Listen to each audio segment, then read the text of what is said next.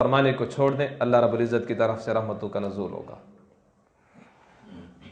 और जब नाफरमानी को छोड़ देंगे फिर अल्लाह रब्बुल इज़्ज़त इंसान की तौबा को कबूल फरमाएंगे। ये दो चीज़ें जमा नहीं हो सकती कि नाफरमानी भी हो और तौबा भी हो, ये नहीं हो सकती। देखिए, हम दुनिया के अंदर किसी से कोई चीज़ मांगते हैं तो सबसे पहले उसकी तारीफ़ करते हैं, पहले उसको खुश करते हैं, खुश करने के बाद फिर उससे कोई चीज़ मांगते हैं। तो अल्लाह रब्बुल इज़्ज़त को खुश करना है, राज़ी करना है, तो सबसे पहले गुनाह से अलग होना पड़ेगा, गुनाह को छोड़ना पड़ेगा।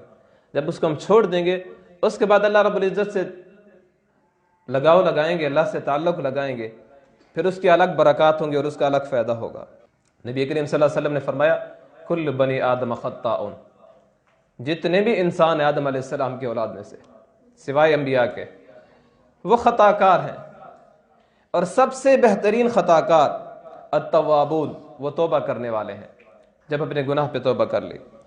और कुरान करीम के अंदर अल्लाह रब्बुल इज़्ज़त फरमाते हैं, इन्नल्लाह युहिब्बुत तव्वाबीन, अल्लाह ताला भी तौबा करने वालों से मोहब्बत करता है। दूसरी शर्त क्या है कि इंसान के दिल में नदामत आ जाए, पशेमानी आ जाए, इंसान को एहसास हो जाए कि मैंने गलत काम किया है। ये तौबा के कबूल होने की दूसरी शर्त है। मुल्ला अली कारी रहमतुल्लाह अलैह फरमाते हैं कि शैतान ने जब अल्लाह रब्बुल इज़्ज़त ने अपनी बारगाह से निकाला था तो शैतान ने अल्लाह से दुआ मांगी थी और अल्लाह रब्बुल इज़्ज़त को कहा था, अंज़िरनी, मुझे मोहलत दे, मैं तेरे बंदों को गुमराह करूंगा। अल्लाह ने मोहलत दे दी।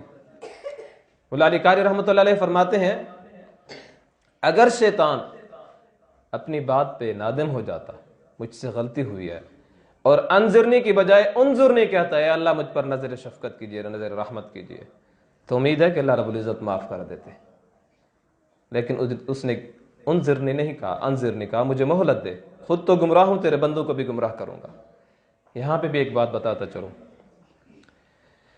ये हमसे जो गुनाह होता है ना, इसमें शैतान का दखल होता है, लेकिन गुनाह हम खुद करते हैं, शैतान नहीं करवाता। याद रखें, गुनाह हम खुद करते हैं।